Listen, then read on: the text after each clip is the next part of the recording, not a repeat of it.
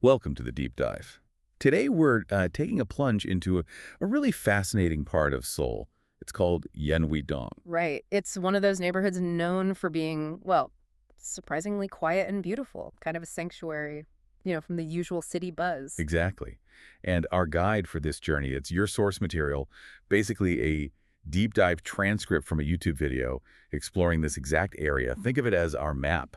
Yeah, and our mission is really to unpack that source, dig a little deeper, and figure out what makes Yeonhui-dong tick. It's this blend of like quiet streets, history, culture, and some really unique spots. Yeah, the source immediately jumps into that, doesn't it? Hmm. Describing the quiet charm, these beautiful single-family homes mixed with stylish little shops. And it mentions how popular it is with foreigners, which apparently has had a big impact on the food scene there. Interesting. So we'll follow the path the source lays out then, explore the different areas it talks about. That's the plan.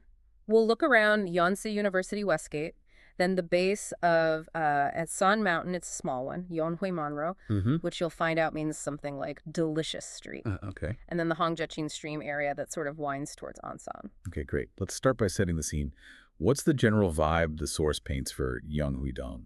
Well, it pictures it as, quiet, quite beautiful, and this mix of traditional and modern feelings.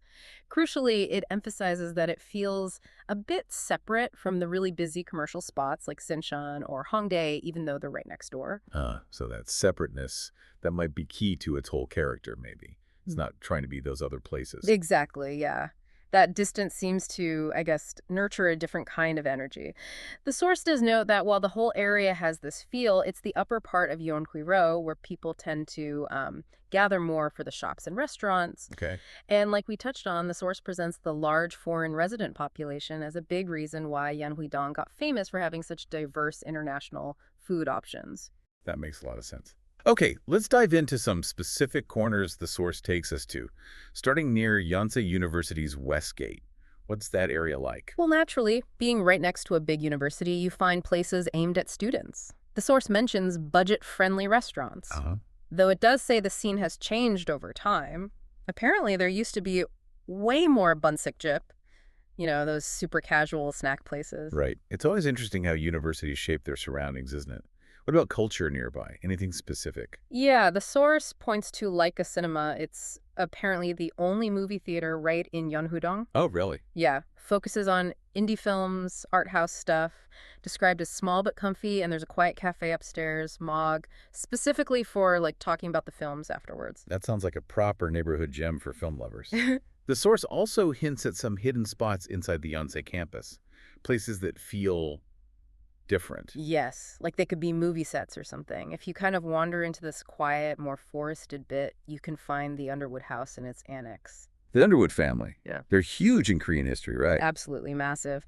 The source really stresses their connection, talking about 4 generations showing love for Korea.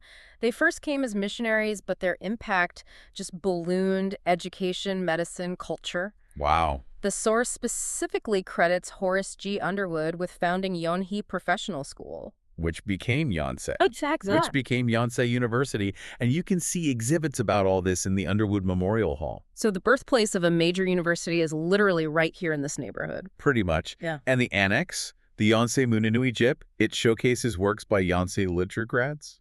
Underwood Hall itself is apparently a famous filming location, too. Ah. Oh, and there's a memorial hall for the poet Yeouidong, really beloved figure who graduated from that original Yeonhee school. Sounds like you could spend a whole day just exploring the history in that one corner. You really could. Hmm. And the source gives a handy tip, too. There's a path near the Underwood Memorial Hall that acts as a shortcut through to Yeonhui Rotary and Yeonhui Samjori. Useful for getting around. Always good to know a shortcut. Now, the source mentioned Yeonhui-dong is sort of split by Jeonggaro. What's the significance of that? It basically divides the area into roughly the Gungdong part and the bit closer to the small Ansan Mountain. And this geographical split actually connects to some super deep history. Oh, yeah. How's that? Well, the source reveals that back in the Joseon dynasty, Yeonhui-dong was seen as incredibly auspicious land. a Myeongdong. So much so, it was actually a serious contender to be the capital city. No way. Instead of Hanyang, like modern Seoul. Exactly. The source mentions this figure, Hurrian, was really pushing for Yeonhui-dong, but Jang Jeong-don argued harder for Hanyang and obviously won out. Wow, imagine what ended up happening there historically then. Well, later on, a royal villa, a Gyeouidong, was built there, and the source shares this really nice story about King Sejong. The creator of Hangul.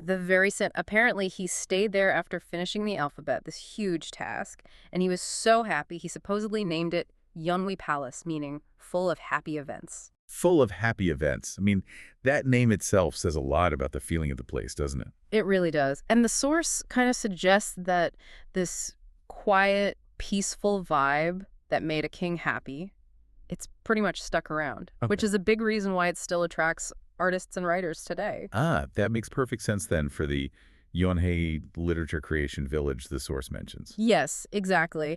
It was set up specifically as this secluded spot for writers to just focus. The source describes it as feeling really detached, a quiet retreat where some pretty major writers have worked. Can you, visit it as a member of the public? You can, yeah, but you have to be respectful. The source says it's only open weekdays, limited hours, and you absolutely have to be quiet. Right, makes sense. But you can actually read works by some of the writers in residence there in their literature media lab. It's called Ulumtong. That's fascinating how that deep history of tranquility feeds right into its modern identity as a creative hub. It's a real through line, isn't it? The source also touches on a more recent layer of history, though, tied to its residential side. Ah, the big single-family houses you mentioned earlier. Exactly. The source explains that when it was developed as a residential district in the 70s, a lot of these big, luxurious houses with yards were built.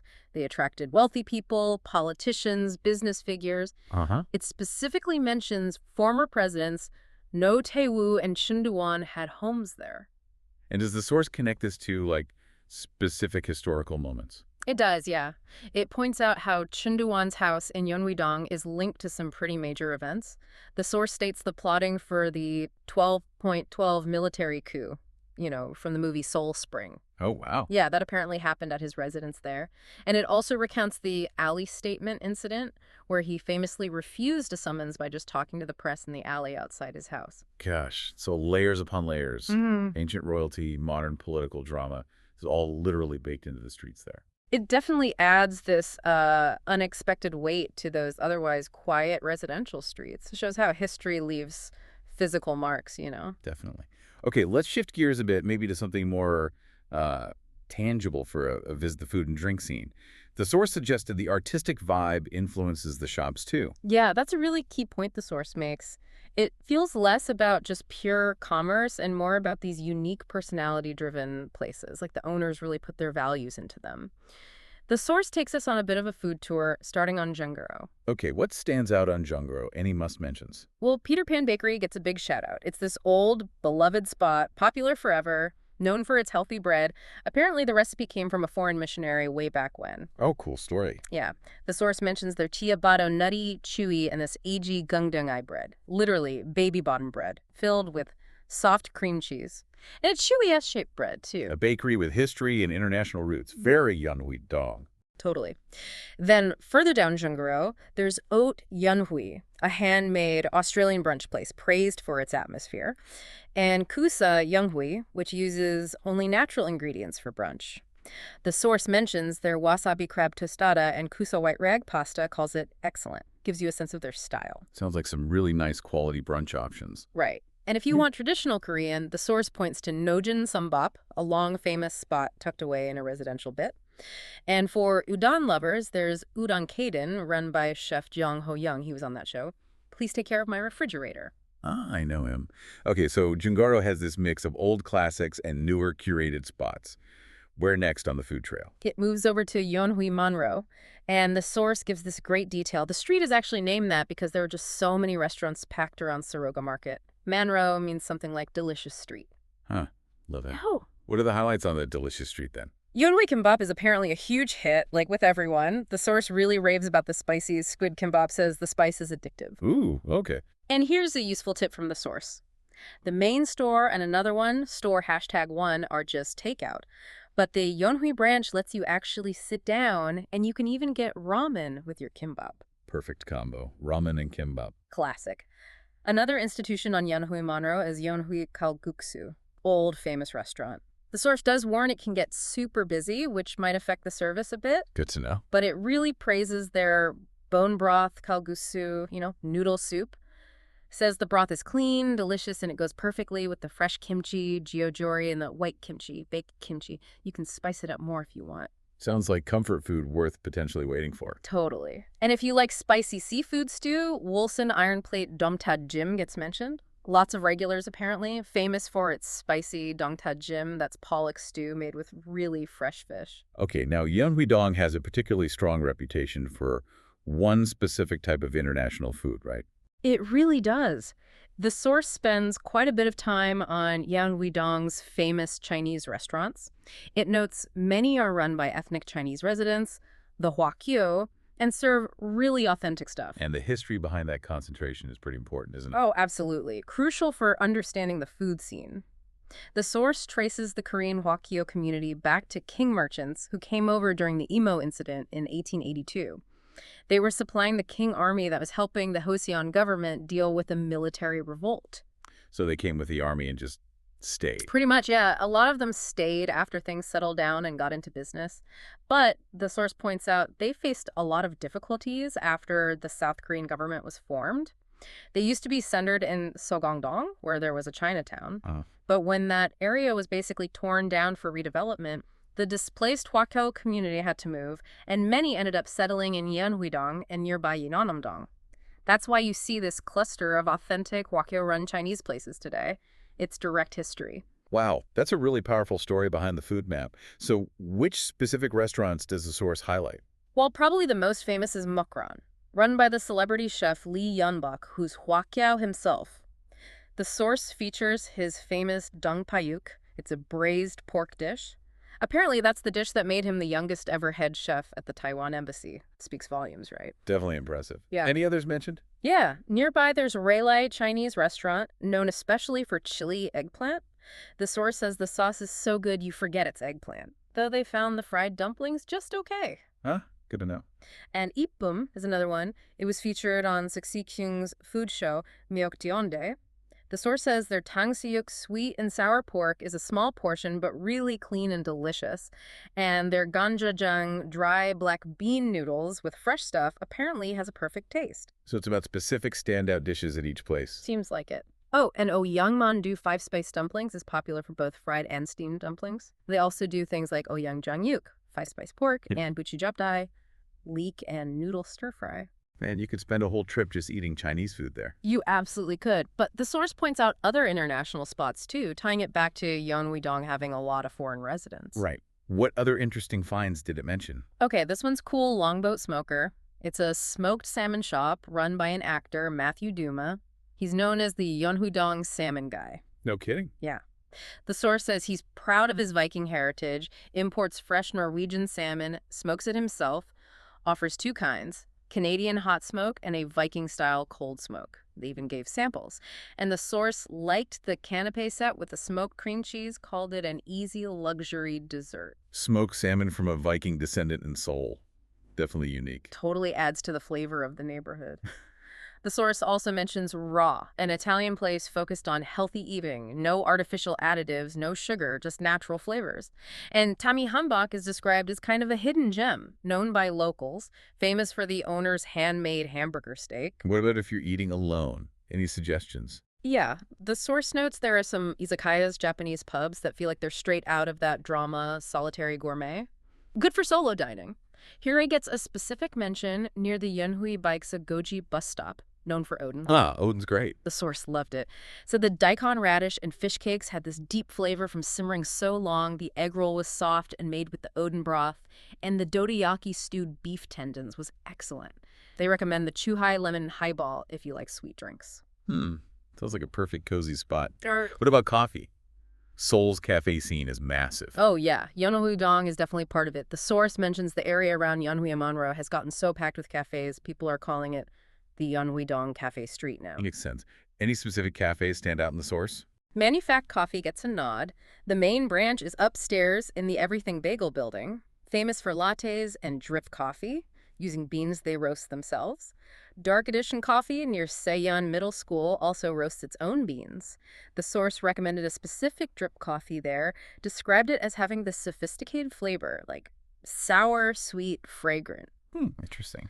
Default Value is run by a national barista champion, apparently, known for lattes with concentrated milk, and they do siphon brewing, too. So lots of options for serious coffee people. Definitely. And Protocol sounds great if you want somewhere quiet to focus or just chill. Calm atmosphere, nice view of sycamore trees, lots of different drip beans brewed expertly, and good lattes, too. Sounds like a place you could really settle into. It really seems like the businesses here, food, cafes, everything, lean towards being kind of curated and unique, not just standard chains. That's a huge point the source makes. A lot of these unique shops are in those renovated single-family houses, which gives them a really distinct character. Park Mint Yeonhui is a prime example. It connects 4 houses and hosts all sorts of things. Exhibitions, pop-ups, flea markets.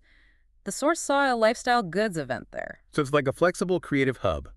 Any shops focused on hobbies or crafts. Yep.